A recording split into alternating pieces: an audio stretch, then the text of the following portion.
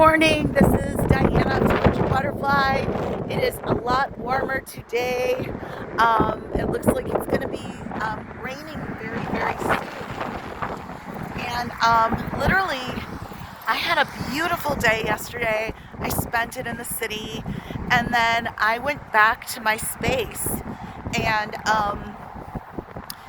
a neighbor of mine who I think probably has schizophrenia tried to attack me literally out of the blue. I had never been anything but polite and kind and sweet, especially because her husky and my dog really love each other.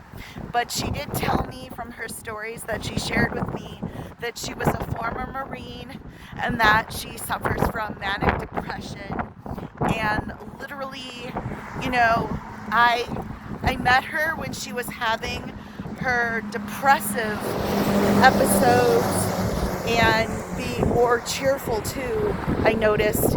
But it looks like she's probably got schizophrenia because she thought that I did or said something to her that was horrible, which I never said or did.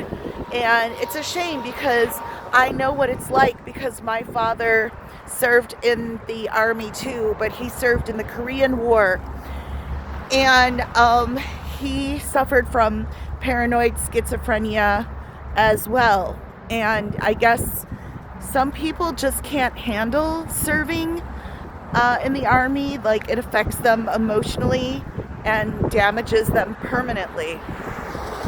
Somehow it fragments their soul and they're no longer the same person inside. And all I could think of was get out of her way, go downstairs.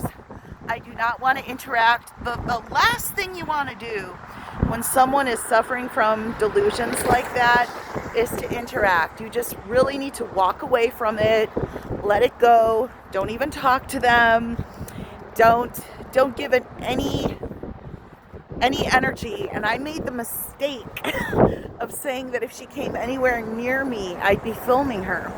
So then she goes downstairs in the lobby a second time while I'm there with my dog, and she tells the staff that she did not give consent. She did not give consent to be on film.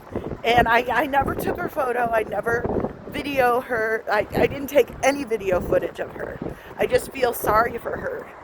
And she turned it into this whole melodrama.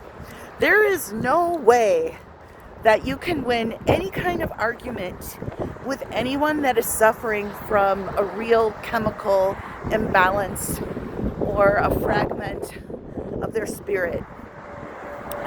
Don't interact with them at all. I made the mistake of saying I was going to tape her if she came anywhere closer to me. I should have literally just turned around, walked away. And that's a lesson. It's a hard lesson to learn, because I remember when my father was trying to argue with me that none of the arguments made any sense. It was all gibberish that he had made up in his mind about how I was disrespectful. And I literally remember that one time I was in the bathroom of my home, and I was in high school, and it was right before I was supposed to take a major test. It was the end of the school year, and he thought I was being disrespectful, and I turned off the bathroom light as he was chit-chatting with me about something that he said that I had done that I didn't do.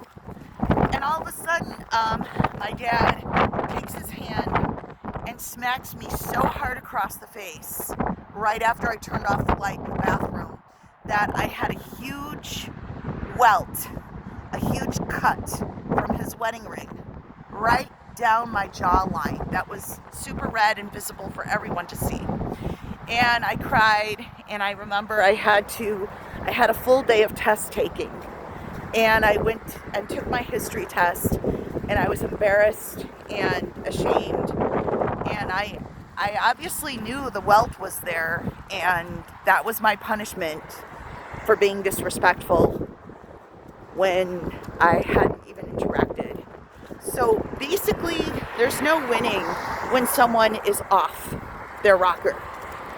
And honestly, if I had been my mother and I had been subject to that kind of abuse, living with an abusive person who 1 minute is Dr. Jekyll, Mr. Hyde, there's the nice, sweet version of that person who could be very caring and attentive and gentle.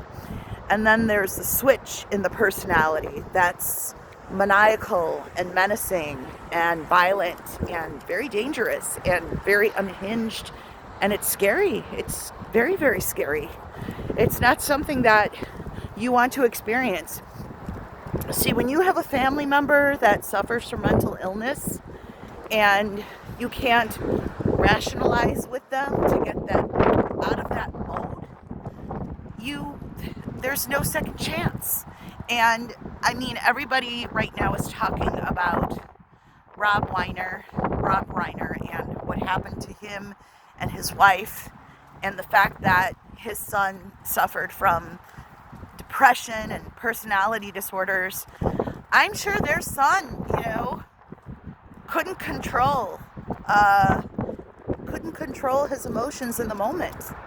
And you're playing a game of, how is it called? Russian roulette. You're playing a game of Russian roulette when you have a family member that's living with you and you don't know which version of that person you're going to encounter that day. And it changes minute by minute. It changes second by second. 1 minute, you're listening to your best friend or your family member, your father, your mother, and everything is going well and you're having a laugh. And the next minute they're accusing you of being or doing something that you're not, and they want to hurt you really badly in the worst way. It's dangerous. That's all I'm going to leave here for this morning. And if it connects with the right people, if you've ever lived with a family member that had severe mental depression or a severe behavioral disorder and you'd like to share on my feed, please tag me in the post and or comment on the bottom of this video. Not a lot of people want to talk about it because it's not a pleasant, happy subject to talk about. And thanks for listening. Take care.